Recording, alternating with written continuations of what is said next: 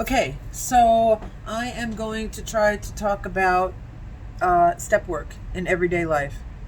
I have been doing step work with people in recovery programs for quite a while, and I can see the benefit of using the 12 steps of Alcoholics Anonymous in everyday life for anyone to overcome any kind of problem they could possibly have. I would like to try to record something. I've never done this before. Kind of self-conscious about it because I keep looking into the camera. Oh, scary. And then here's a mess. So anyway, yeah, the heat comes on. It's noisy. The lighting is terrible, but possibly I can at least start. And maybe I can send this out to just some of the people that know me so I won't feel so self-conscious. I'm going to just jump right in, and we're going to talk about step one. Admitted that I was powerless over people, places, and things. Fill in the blank, whatever it is that you want to talk about, and that my life becomes unmanageable when I try to control something. It could be a substance, it could be food, it could be gambling, it could be my kids, it could be other people's behaviors. It could be a lot of things, and I am trying to get it to change so that I'll feel okay inside. And this is part of the problem, is as long as I'm pointing my finger at something outside of myself to fix something that's going on inside, it's never going to work. So powerlessness, we're going to talk about powerlessness.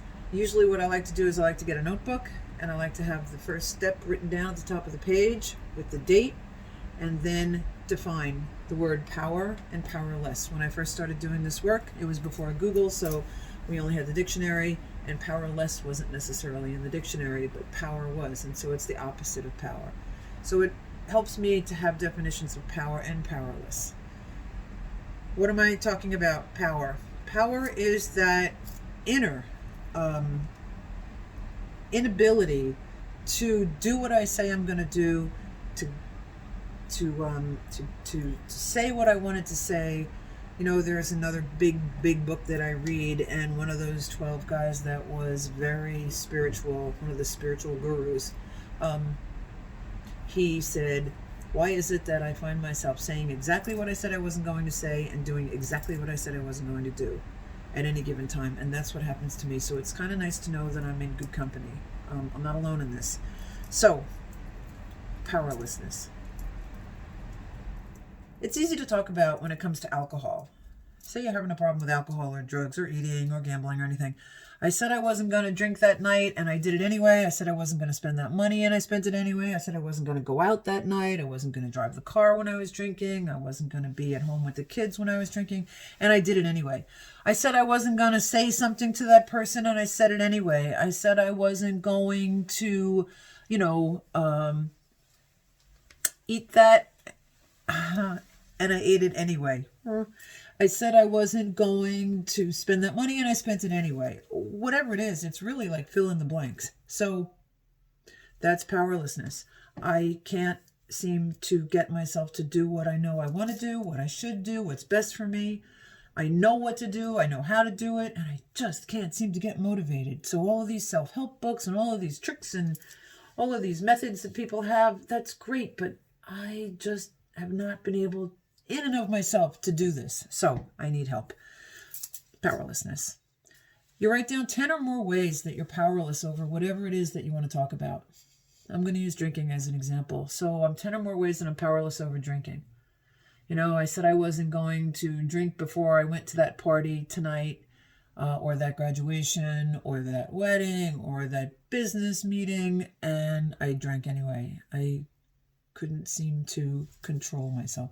I said I wasn't going to drink and drive, and I got in the car to go get more alcohol, even though I promised myself I would never drive when I was drinking.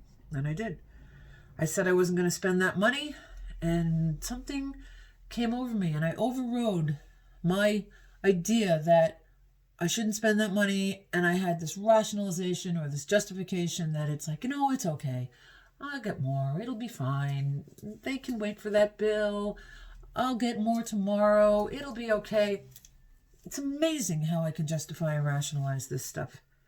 And I think part of it is because I'm stuck in my own head. I don't have any help.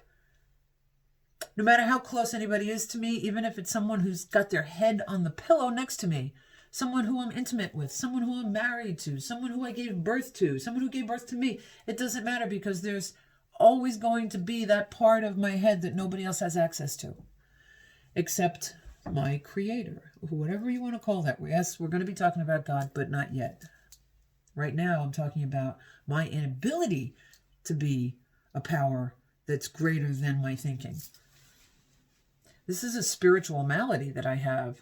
My obsessive thinking, I can't seem to get over it. No other human being is going to be able to help me.